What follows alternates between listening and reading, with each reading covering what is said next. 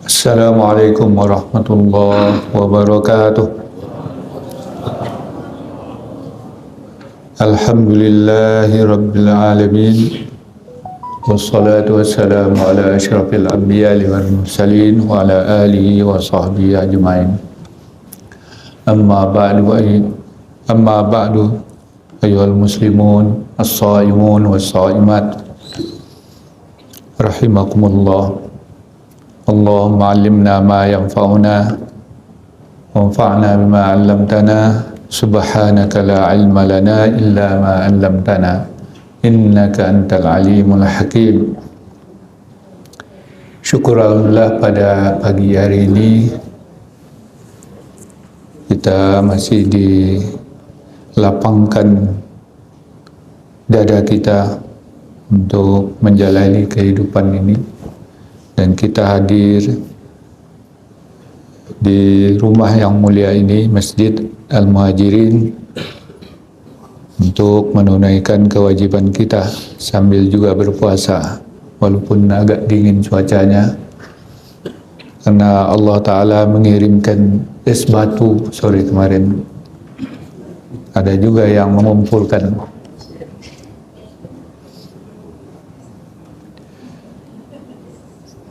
Mudah-mudahan itu menambah keberkahan kita dan dicatat sebagai amal baik bagi kita. Amin ya rabbal alamin. Salawat dan salam untuk junjungan kita, Allahumma salli ala sayyidina Muhammad. Pada kesempatan pagi ini kita lanjut membaca Al-Quran setelah selesai surat Al-Isra. Maka kita lanjut kepada surat Al-Kahfi. Awal dari surat Al-Kahfi. Surat Al-Kahfi ini terdiri dari 110 ayat, turun di Mekah. Dia salah satu surat yang istimewa. Diriwayatkan oleh Imam As-Suyuti dalam tafsirnya Ad-Durrul Mansur fi Tafsiril Ma'sur. Rasulullah mengatakan, bertanya, hal adullukum ala suratin syayya'aha sab'una alfi malakin hina nazalat hiya suratul Kahfi. Kata Rasulullah, apakah kamu mau aku tunjukkan sebuah surat di antara Al-Quran ini yang ketika dia turun diiringi oleh 70.000 malaikat. Nah, itulah surat Al-Kahfi. Begitu dahsyatnya surat Al-Kahfi ini. Sehingga juga para sahabat Nabi juga memotivasi kita untuk selalu membaca surat Al-Kahfi.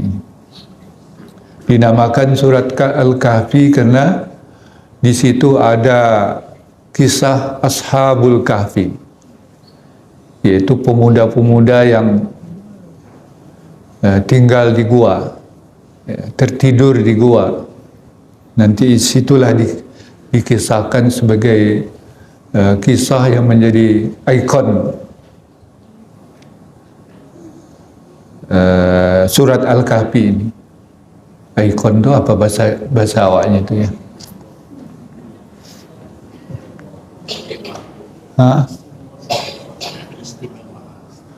Iya. Kalau ikon Kota Pekanbaru itu ada Tugu Silais. Jadi ikon atau simbol yang menonjol dalam surat ini adalah kisah Al-Kahfi, yang sesuatu yang ajaib, yang luar biasa. Nah, inilah yang dikisahkan dalam surat Al-Kahfi, sehingga dinamakanlah dia surat Al-Kahfi. Membacanya dimotivasi oleh Rasulullah SAW. Ini saya catat beberapa hadis yang memotivasi kita supaya kita sering membaca surat Al-Kahfi. Tapi jangan lupa juga membaca yang lain-lain. Ya, tapi disebutkan dalam hadis ini pertama dari hadis Abi Sa'id Al-Khudri. Qala, beliau mengatakan, man qara'a surat Al-Kahfi lailatal jumu'ati adha'a lahu minan nur fima bainahu bainal baitil atiq. Itu diriwayatkan oleh Ad-Darimi dalam sunannya, Sunan Ad-Darimi, hadis yang ke-3407, ya, 3407, sahih. Ya. Jadi, siapa yang membaca surat Al-Kahfi di malam Jumat, maka dia akan diterangi dengan cahaya seberapa luas atau jangkauan cahayanya. Katanya fima bainahu bainal baitil atiq. Tentu konteksnya itu di Jazirah Arab, yaitu cahaya itu radiusnya antara negeri Hijaz itu sampai ke Baitul Atiq. Baitul Atiq itu di mana? Di Palestina. Itulah radius cahaya yang menerangi, ya, siapa yang membaca surat Al-Kahfi di malam Jumat. Kemudian hadis yang kedua, ya, diriwayatkan oleh Al-Hakim juga Al-Baihaqi. Rasulullah mengatakan, man qara'a surat Al-Kahfi fi yaumil jum'ati adha'a lahu minan nur ma bainal jum'atain. Ya. Siapa yang membaca surat Kahfi di hari Jumat, dia akan diterangi oleh cahaya di antara dua Jumat, dari Jumat ini sampai ke Jumat depan. Ya. Kemudian ada lagi hadis dari Ibnu Umar radhiyallahu anhuma qala Rasulullah sallallahu alaihi wasallam, man qara'a surat Al-Kahfi fi yaumil jumu'ati stata'a lahu nurun, mana dia? Stata'a lahu nurun min tahti qadami ila ainanis sama yudi'u lahu yaumal qiyamah wa ghufira lahu ma bainal jum'atain. Ini hadisnya juga sahih, diriwayatkan oleh di dalam Al-Munziri, ya, dalam Targhib wa Tarhib. Ya, ini katanya siapa yang membaca surat Al-Kahfi di hari Jumat, maka cahaya dipancarkan, ya, suti alahu nurun, ya, dipancarkan cahaya kepadanya dari bawah kakinya sampai ke pinggir langit, ya, pinggir langit sana. Yudi ulahu yaumal qiyamah, nanti di hari kiamat akan menerangi dia, ya. Wa ghufira lahu ma bainal jum'atai, dan diampuni dosanya di antara dua Jumat. Itulah fadilah yang diriwayatkan oleh para rawi dari Rasulullah SAW, dari para sahabat, tentang fadilah membaca surat Al-Kahfi.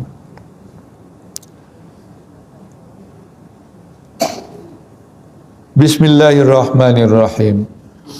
Alhamdulillahilladzi anzala ala abdihil kitaba wa lam yaj'al lahu 'iwaja qayyiman liyunzira ba'san shadidan min ladunhu wa yubashshiral mu'minina alladhina ya'maluna as-salihati anna lahum ajran hasana makisina fihi abada. Segala puji bagi Allah yang telah menurunkan kepada hambanya Alkitab, yakni Al-Quran. Walam yaj'al lahu iwaja, dan dia tidak menjadikan di dalamnya pada kitab itu iwaja, sesuatu yang bengkok. Qayyiman, dia lurus. Liyunzira ba'san syadida, agar dia memperingatkan suatu azab yang maha dahsyat min ladunhu, dari sisinya. Wa yubasyiral mu'minin, dan memberi berita gembira kepada kaum mukminin yang alladzina ya'maluna shalihat, yang mereka beramal dengan amal-amal yang saleh, annalahum ajran hasana, bahwa bagi mereka akan mendapat pahala yang baik, yaitu syurga. Makisina fihi abada, mereka akan tinggal selamanya di dalamnya. Ini pembuka dari ayat ini. Ini beriringan dengan surat Al-Isra. Dalam awal surat Al-Isra, Allah menunjukkan kekuasaannya, mensucikan dirinya dari segala sifat yang kurang dan lemah, bahwa dia kuasa untuk memperjalankan hambanya, memperjalankan hambanya ke langit, memanggil hambanya sampai ke langit, sampai ke Sidratul Muntaha, sampai kepada suatu tempat yang di situ tidak di kiri, tidak di kanan, tidak di atas, tidak di bawah, tidak di muka dan tidak di depan. Artinya terlepas dari dimensi waktu, dimensi ruang dan waktu. Itulah maha sucinya Allah dengan kekuasaannya, dan memperlihatkan tanda-tanda kebesarannya. Maka di ayat ini dimulai dengan pujian kepada Allah SWT. Karena itu urutnya, subhanallah walhamdulillah wa la ilaha illallah wallahu akbar. Jadi Al-Isra, subhanallah, subhanallazi asra bi'abdihi laylan. Di sini alhamdulillahillazi anzala ala abdihil kitab. Nah, gitulah urutannya itu. Jadi disitulah nampak keserasiannya. Di sini dijelaskan nikmat yang paling besar diberikan kepada umat manusia oleh Allah SWT, yaitu berupa petunjuk pedoman hidup manusia itu sendiri, yaitu Alkitab. Apa yang dimaksud dengan Alkitab itu? Yaitu Al-Quran. Nah, inilah, jadi Allah menuntun kita supaya kita selalu bersyukur dengan turunnya Al-Quran ini kepada Rasulullah SAW, disampaikan kepada umat supaya hidup kita terarah dan tertuntun dia kepada jalan yang benar. Bagaimana sifat Al-Quran itu?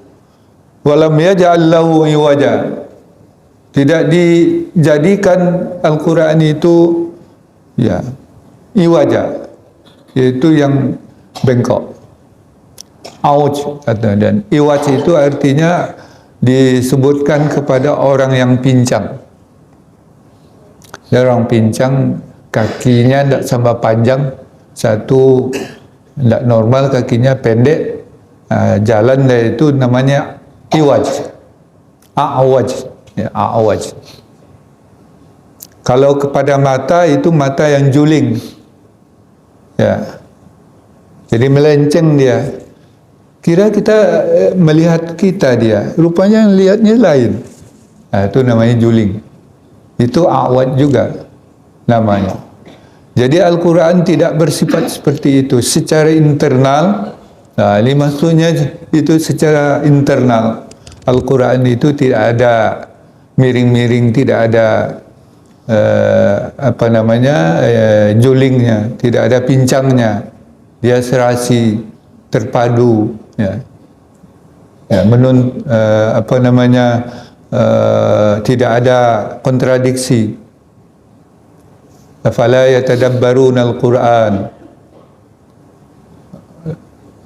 Sambungnya apa tu? Walau kana min indi ghairillah lawajadu fihi ikhtilafan katsira. Ya. Apakah kamu tidak mengamati Al-Quran itu? Seandainya Al-Quran itu bukan dari Allah, tentulah banyak di dalamnya kontradiksi. Nah, ini iwajah ini dia tidak ada yang pincang-pincang seperti itu. Dia isinya padu, ya, berkait satu sama lain dengan ayat-ayatnya. Kita sudah jelaskan keterkaitan ayat per ayat di dalam Al-Quran ini. Lawannya dari pincang itu ya lurus. Ya, tapi Al-Quran itu lurus, qayyiman, mustaqim. Dan efek atau tujuan Al-Quran itu menunjuk kepada jalan yang lurus. Jadi secara internal dia padat, padu, tidak ada yang pincang, yang juling atau yang bengkok atau yang bungkuk. Ya, semuanya padu dia, dan dia mengarahkan umat manusia ini ke jalan yang lurus karena dia qayyiman, dia lurus, tidak menunjukkan ke jalan ke barat atau ke timur, tetapi menunjukkan ke jalan yang benar. Itu yang sifatnya yang dijelaskan di sini. Kemudian berikutnya yang ketiga, liyunzira ba'san syadida. Untuk mengingatkan suatu kesengsaraan yang amat dahsyat, ba'san syadida, nanti di hari kiamat. Dari min ladunhu, dari sisinya. Ya, sudah ditunjukkan ini ajaran yang padat, yang tidak ada cacatnya di dalamnya. Dia menunjuk ke jalan yang lurus. Kalau ada yang menyimpang darinya, maka awas, nanti ada kesengsaraan yang dahsyat, yaitu azab di akhirat. Kalau tidak atau menyimpang dari jalan lurus yang ditunjukkan ini, yang disediakan oleh Allah SWT, ini diinformasikan oleh Allah, diperingatkan kepada kita akan seperti itu. Bukan dongeng, bukan fiksi. Jadi Allah yang memberitahukan, mengingatkan kita kalau kita menyimpang, ya, tidak mengikuti ajaran yang benar itu, maka kata Allah, awas. Ya, Al-Quran itu memberi peringatan seperti itu. Ya. Apakah kita menerima atau tidak? Ya, tergantunglah kepada diri kita masing-masing. Ada orang yang mengatakan, itu kan cuma dongeng aja, itu cuma fiksi aja. Tapi ini peringatan dari Allah SWT. Biasa itu kan. Ya, kita juga mengingatkan anak-anak kita, keluarga kita, kalau ingin anak-anak kita selamat, ya awas, nah gitu. Jangan macam-macam.